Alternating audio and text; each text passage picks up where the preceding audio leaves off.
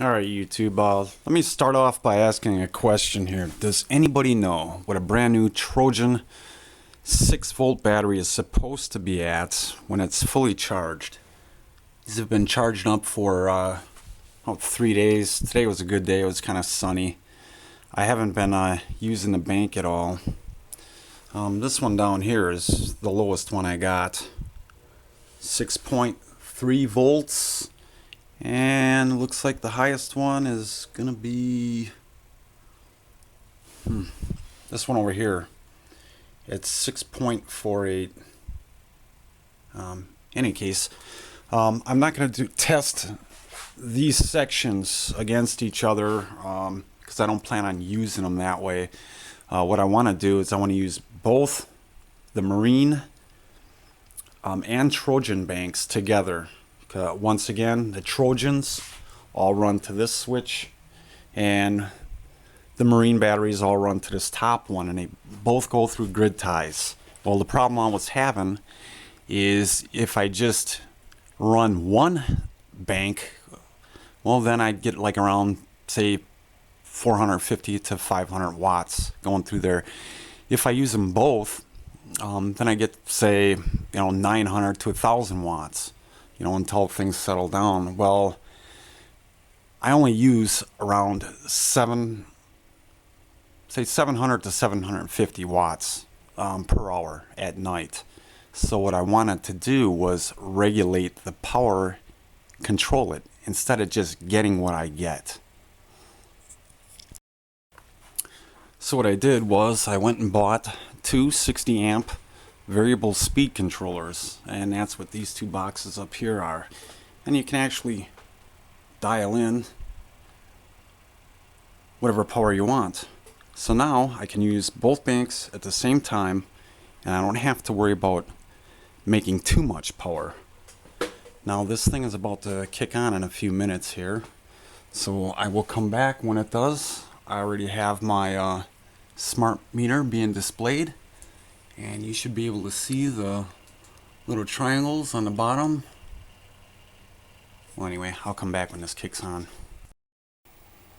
Alright, these two grid ties turned on with the timers, and I've been dialing them in. And this one I got set around 400. This one, I had it set at 350, but let me dial this in a little bit here. See if we can get a little closer to 350.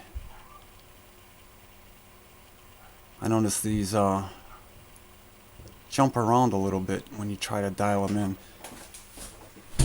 but it's slowing the meter nicely. At one point it actually went backwards because I was making a little bit too much power, so I had to turn down those dials a little.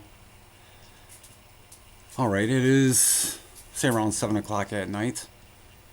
That's when he's kicked on anyway. And so what I'll do is I'll come back tomorrow morning and see what the meter reads.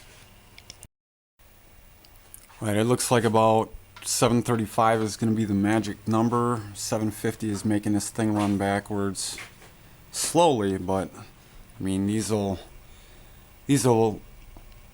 taper down a little bit the longer they run, of course. But let's take a look at the meters now for the Trojans. This one dropped down all the way to like 6.07, and it looks like the best one's at like 620. Quick update here. It's 4:30 in the morning, so she's been running for about 9.5 hours. She only moved up one on the smart meter.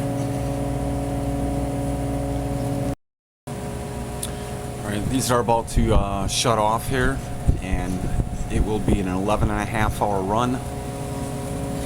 We're at 2 digits from when we started. You can see how low the batteries are now. I can get this to focus. 45%. This is the worst one. It says 29%. However, those aren't very accurate, but it seems to be somewhat accurate. Worst battery of the Trojans is below 6, and the best one's still at 6.12.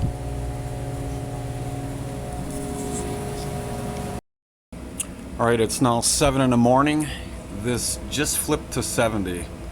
So I'll put it down as 3 used for the night, but it's actually a little less than 3. You can see here what the batteries came back to.